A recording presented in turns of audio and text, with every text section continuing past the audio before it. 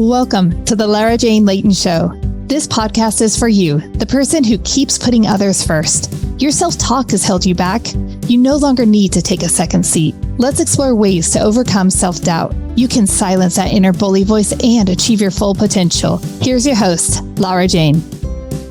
Hi, friend. It's Lara Jane and Angela again for another challenge day. You know, Angela, I have enjoyed you over the past several weeks here with the challenges because they're things that I haven't challenged myself with yet. And so things that are new to me. And I'm sure our listeners are going to love all the new things too. But today we're talking about filtering. And I don't know what this means. So teach me about filtering and challenge me for how I can make this. You know, I think all the challenges just give us that piece of, I'm going to say, we overthink our lives. We think ourselves sad and we don't have to. So how can I use filtering to stay upbeat, positive, and content with my life? Great to be back, Lara Jane. Filtering is from a list of cognitive distortions created by the founder of cognitive behavioral therapy, Aaron Beck. You don't need to know any of that. All you need to know is that filtering is a type of thinking that makes our life harder than it needs to be. Filtering is when, just like you have a filter, you filter out everything positive and you only see the negative, or vice versa. But usually it's only seeing the negative. So for example, you apply for 5 things and you get rejected for one, and you can only focus on the thing that you got rejected for. Or you get a bunch of positive feedback at work and then one piece of negative feedback, and all you hear is the single piece of negative feedback. You absolutely forget all of the positive things.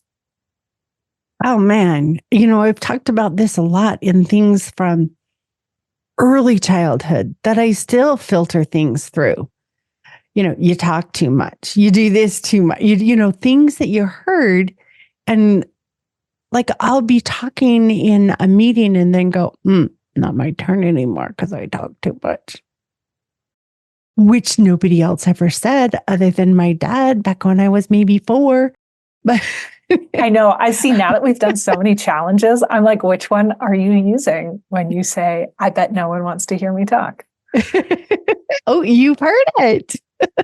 But yeah, it's fun to realize that it is a thought that we just keep filtering things through instead of throwing that filter out.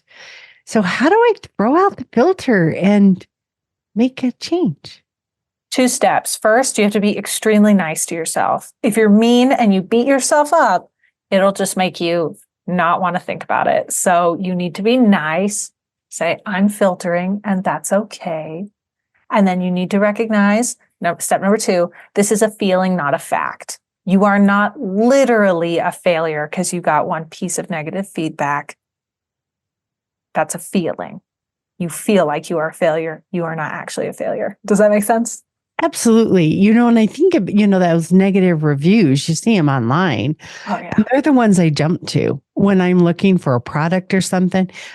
But sometimes okay, so now I'm like putting thoughts in their mind, but half the time I think it's that person's frustration level that's causing them to be more angry in their product review.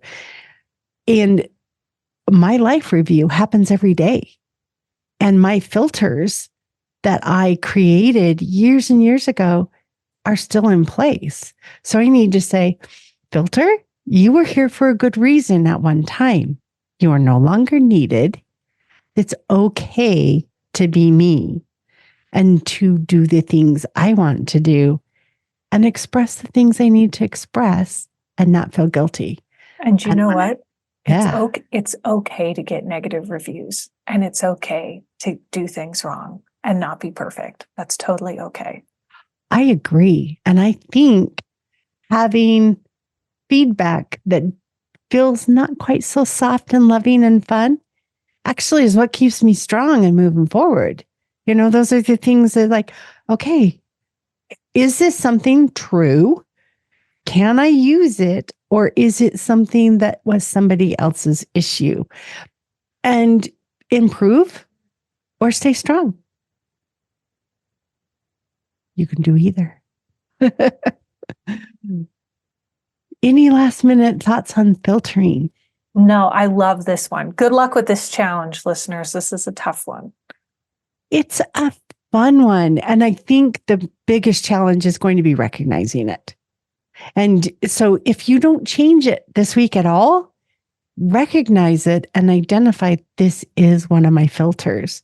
And we can figure out I think sometimes just recognizing it is the best first step. Recognize it. I just filter something through something that doesn't matter anymore. And I don't need to. And let go. You're okay. You're safe. You're okay. We don't have to think about it anymore. Angela, thank you for joining us today. Friend, I am not a medical or mental professional. All the information about Angela is in the show notes. Stay tuned for the next episode. Are you tired of waking up exhausted? You are not alone. If you're looking to take your life back, let's start with the simple step of adjusting your self-talk. Stay tuned for the next episode with your host, Lara Jane. Remember to follow the show so you don't miss a next simple step that you can use to feel more confident. And please leave an honest review.